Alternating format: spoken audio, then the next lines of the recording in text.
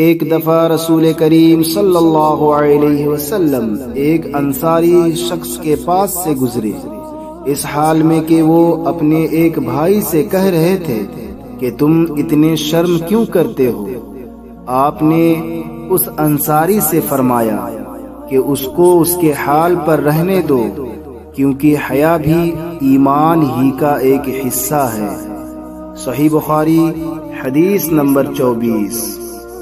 رسول اللہ صلی اللہ علیہ وسلم نے فرمایا، مجھے اللہ کی طرف سے حکم دیا گیا ہے کہ لوگوں سے جنگ کرو اس وقت تک کہ وہ اس بات کا اقرار کر لیں کہ اللہ کے سوا کوئی معبود نہیں ہے، اور یہ کہ محمد صلی اللہ علیہ وسلم اللہ کے سچے رسول ہیں، اور نماز ادا کرنے لگیں اور زکوٰۃ دیں۔